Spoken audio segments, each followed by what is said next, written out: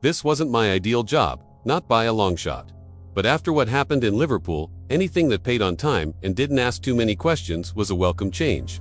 I was in a remote village in northern Scotland, a place with a name nobody remembers, nestled between rocky mountains and a loch that always seemed on the verge of swallowing the horizon.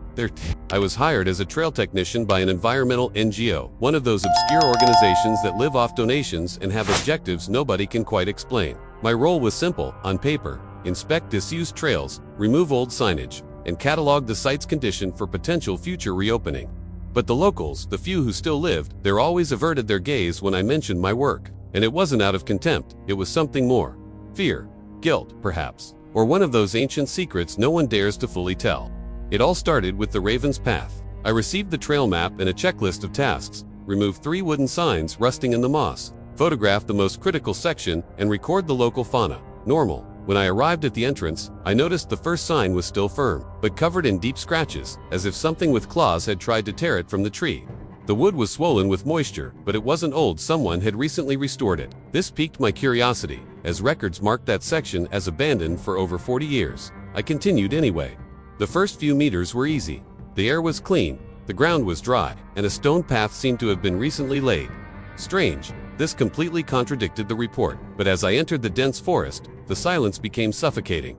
There was no wind, no sound of insects, no birdsong, nothing but the dull thud of my boots sinking into the damp earth. It was only when I crouched down to remove the second sign that I noticed it had a name engraved on it: Una Elridge, 1969. The name sounded familiar, but I couldn't place it. Most unsettling was a type of necklace hanging beside the sign, still intact, with a spiral-shaped pendant. It was silver. It shone as if it had been placed there the night before.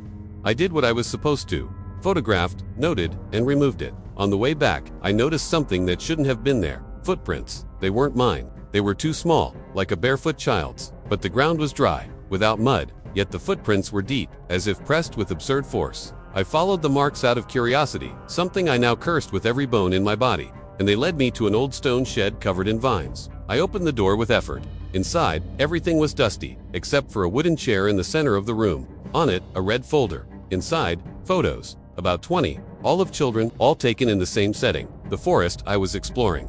Most of the images were old, dated between 1965 and 1980, but 3 of them were recent, very recent. One of them, showed me sleeping in my tent. Last night, I took the photos with me, unsure if I did it on impulse or survival instinct. I just knew I needed to get out of there. I returned to the trail as fast as I could, but the path was no longer the same. The trail seemed narrower, as if the trees had subtly leaned toward me. Roots had emerged where there was once smooth ground, and the air now had a sour smell, like burnt flesh and wet earth. My backpack felt heavier. The silence was now interrupted by a rhythmic sound coming from the trees. A dry thud, like wood against wood, but without a defined pattern. It pursued me. Sometimes, it seemed to be 10 meters away.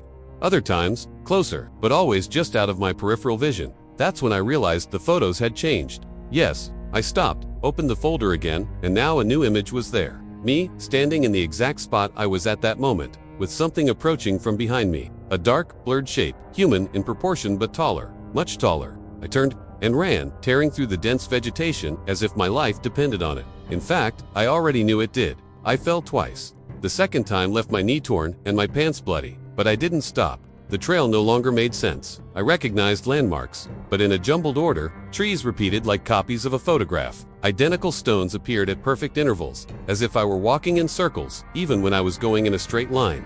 In an attempt to escape, I entered a clearing that wasn't on any map. In the center of it, something was hanging. A body, or what was left of it. The skin was stretched like framed leather, suspended between 4 thin posts driven into the ground. The face, I recognized it. It was the same woman from the sign I had removed earlier. Una. Her spiral necklace was now at the base of the structure, clean, shining, as if polished. There were symbols scratched into the ground around it, some made with fresh blood.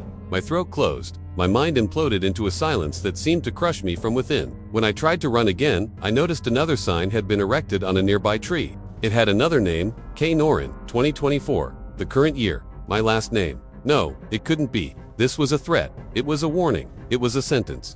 That night, I didn't return to camp. I hid under a rock formation, wrapped in my thermal jacket, trembling not just from the cold, but from the weight of the revelation. When exhaustion finally claimed me, I dreamed of the loch north of the village, but it wasn't calm. It was boiling, and from it emerged a figure. immense, its arms made of roots, its face stitched with strips of human leather, and on its forehead, a trail sign jammed in like a twisted horn. It didn't speak, but its eyes carried a language unread, only felt. I wouldn't leave here. I awoke to the sound of voices. People, tourists, perhaps. Forward, two couples, colorful backpacks, new jackets, smiles on their faces. They were walking the trail, as if everything was normal.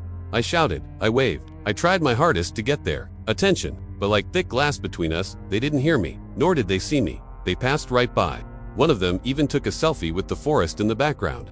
And there, among the trees, behind them, I saw it, that figure from the dream.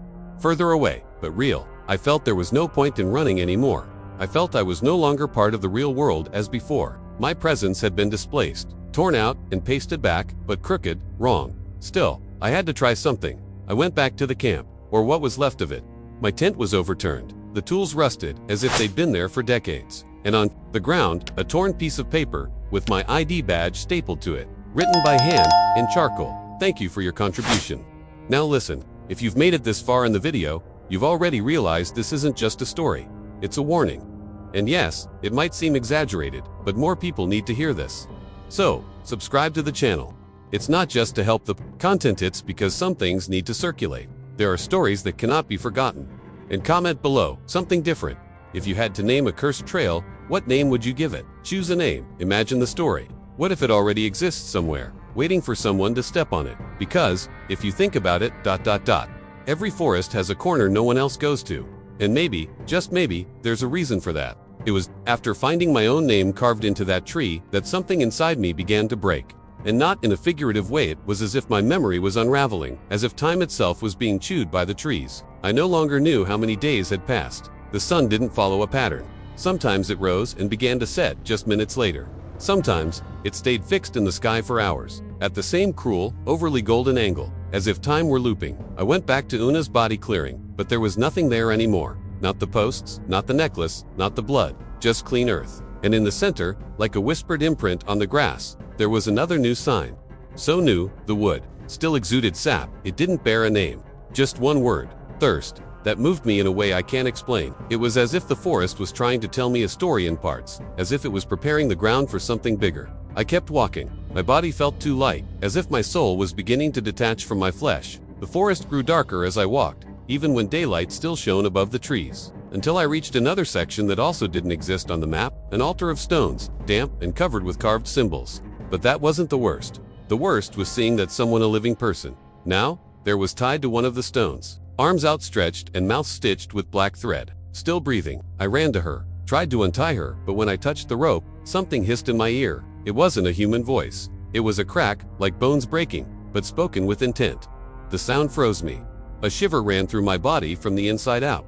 The tied figure began to writhe as if trying to scream, but all that came out was a wet, guttural, inconsolable sound. And then, from the trees, they emerged. 3 tall figures, dressed in cloaks that seemed to have been sewn from the forest itself. One of them carried a sign, not a trail sign but a road sign. One of those old, rusty iron ones, with the name of a city I didn't recognize. The other held a sledgehammer made of bones. And the third, he carried nothing. He just watched.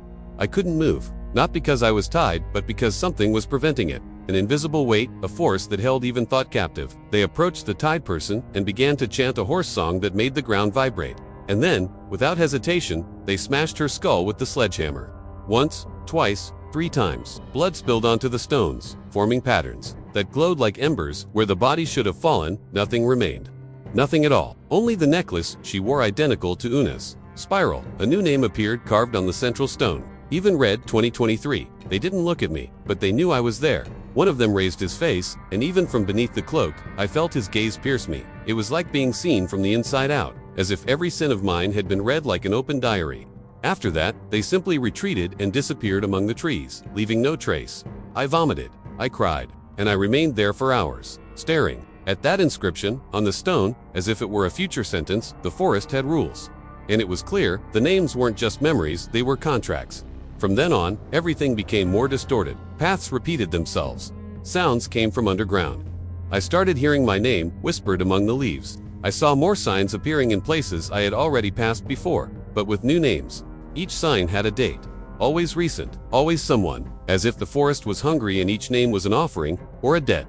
I stopped at a stone and carved my own name with a dull knife, as if that would protect me. Perhaps it was superstition, perhaps despair, but in that moment, I clung to anything that made me feel there was still some logic.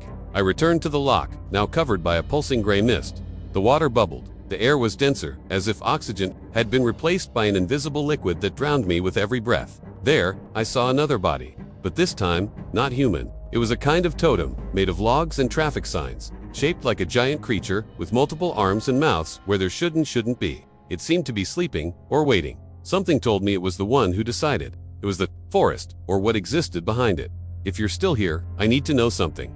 Would you keep exploring this forest, or would you burn everything, even without knowing what might be unleashed by doing so? Comment below, without fear. Let's build this trail of the unknown together. And if you haven't subscribed to the channel yet, now's the time. But not just for me, for you, because stories like these shouldn't be erased. And there are trails no one has stepped on yet, but they will. I tried to leave. Really. I marked every tree with an improvised knife, used stones to build directional markers, and even tried to follow the tracks left by other visitors. But nothing worked. Walking forward led me back to the beginning. Walking backward brought me to new places. One day, the whole time was night. The next, the sun was stuck on the horizon, as if the world was caught in a cosmic exhaustion that no longer knew how to advance. The sound that was once wind turned into a constant whisper. First, isolated words. Then, names. Names of people I knew, some from childhood. Others I didn't even know I remembered.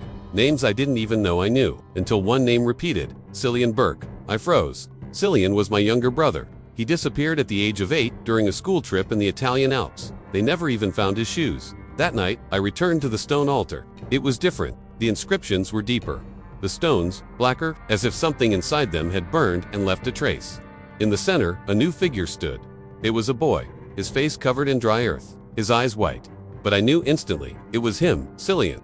I tried to approach him, I spoke to him. I called him by his childhood nickname. He didn't answer. He just pointed to the lock. When I looked, I realized the water was now low. The bottom was visible, and in it, dozens of signs driven into the bed as if they had been thrown there over decades. Each with a name, a year. And on some of them, blood still oozed. I recognized at least 3 of the names from the photos in the folder I found days earlier. I decided to burn everything. Yes, it was an impulse, perhaps madness. But I decided. I gathered dry branches, fabrics, even pieces of my destroyed tent, and built a pile in one of the clearings, right on top of the stone where the last body had been sacrificed. I struck the match. The fire caught, and then hell began. The ground trembled. The trees began to creak like bones, slowly breaking. A thick smoke rose from deep within the earth. And it wasn't black, it was red. It spiraled like an inverted tornado, sucking the ambient light into itself. The sound of cracking wood gave way to a scream that did not come from a human throat. It was the sound of the forest itself, screaming, being wounded. It was as if it were alive and conscious, and furious. From the center of the fire, something rose.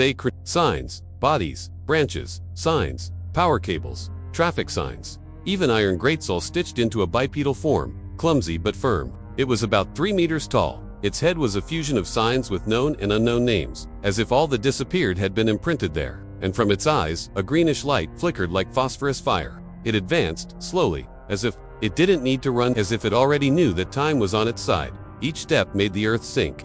I ran, I leaped over roots, stones, cut my leg on a dry branch, but it was always close, and there was no sound of pursuit, only the clinking of the names on the signs on its skin hitting each other. A dry metallic sound, like funeral bells announcing a ritual. I hid in a hole under a fallen tree, my heart pounding out of my chest, breath ragged. And yet, it found me. But it didn't attack. It just stood there, still, watching. And then I understood. I was no longer an intruder. I was the next operative. The forest didn't choose victims randomly. It transformed the unsuspecting into parts of its own cycle. By removing those signs, I wasn't freeing anyone. I was clearing the path for new names to be planted. The next day, I returned to the beginning of the trail, or what seemed to be. Now, there was a new sign, beautiful, polished, with my name on it. Beneath it, a description engraved with cruel precision, responsible for renewal. Last cleaning, completed. I felt a pain in my chest, as if something was being torn from within. I fell to my knees. Behind me, I heard footsteps. When I turned, I saw a group of people wearing the same uniform I had worn at the beginning. Backpacks, badges, measuring instruments. One of them held a printed spreadsheet. The oldest one looked at me and said, "You're late. The next route is waiting." He handed me a folder. Inside names, photos, dates. It was official. I had been accepted. I took the folder, perhaps out of exhaustion. Perhaps out of surrender, or perhaps because part of me had already ceased to be me. What I was before entering the forest had vanished somewhere between the torn signs and the bodies that disappeared. Without a sound, now, my fingers held papers like the ones I received on the first day, but this time, not to erase names. It was to select. The group around me followed the trail as if on a normal hike. Smiles, jokes, casual conversations about the weather and life outside. But their eyes, each one's eyes were empty of soul. They were no longer people, they were functions. And I, now, was part of that mechanism. The new trail was on the other side of the lock. A section not yet activated. The mission was simple. According to the supervisor, clear the path, mark new signs, and prepare the ground for the arrival of names. Each of us had a small box with personal items, necklaces, old photos, children's shoes, pendants, yellowed, papers with handwritten names. They called them seeds. We began the ritual that afternoon. We drove in the stakes, placed the objects at the designated points, and finally, I erected my first sign as responsible. Renford Trail, in memory of Milo Haverly, -2025. I didn't know Milo, nobody did, but the name came with the folder. Perhaps it had been decided long before I even accepted that job. Perhaps he was still alive somewhere in the world, laughing with friends or returning from work. Perhaps he hadn't even entered the forest yet, but he would, everyone would. Night fell, and with it came the sounds. This time, I wasn't afraid, not anymore. The trees didn't threaten me, they guided me. The eyes glowing among the branches were no longer monsters, they were companions. Everything made sense. The forest was an ancient entity, much older than any religion or science. It didn't just take, it kept it preserved what the world forgot. During the midnight shift, I heard voices again. A group of young people walking the newly opened trail. Modern backpacks, cell phones in hand, laughing as they made videos and played at scaring each other. But I knew, they were already in. I watched as they passed the sign. None of them noticed the name. None of them realized that the air there was different, that the ground breathed beneath their feet, that something was evaluating them. Some would leave, perhaps all of them, but the trail was now open. And with it would come the next name. I no longer know how long I've been here. The faces of my parents, my brother, the city where I grew up, have already dissolved, like leaves in the river. Sometimes, at night, I dream of my old apartment, but upon opening the door, I find trails. Always trails. Today, I received another folder. Heavier than the previous ones. Names that seemed closer. One of them made me shiver, my own. In bold, beside it, a future. Date, 2032. I understood. Then, I am not eternal here. Just a cycle. I fulfill my role, like those who came before, until my trail closes. The forest decides, it reclaims, recruits, reuses. That's how it keeps alive. The memory of what the world forgets. It's not punishment, it's transformation. If you've listened to this story so far, thank you, truly. It's not an easy narrative, nor simple, but if it gave you goosebumps, if it made you think, if at some point you looked out your window or felt an inexplicable chill in your stomach, then you understood. And if you've made it this far, subscribe to the channel, but not out of obligation. Subscribe because stories like this don't survive alone. They live through echo, through memory, through those who pass them on. In this forest, it keeps growing. Now, I want to hear from you. Have you ever experienced something no one else believed? Have you ever been to a place that felt wrong, even without reason? Tell us in the comments. Share your story with the community. Let's make this space a refuge for those who carry invisible scars. Here, you are heard, and tell me, what did you learn from this trail? What would you have done differently? The forest listens, and sometimes it answers.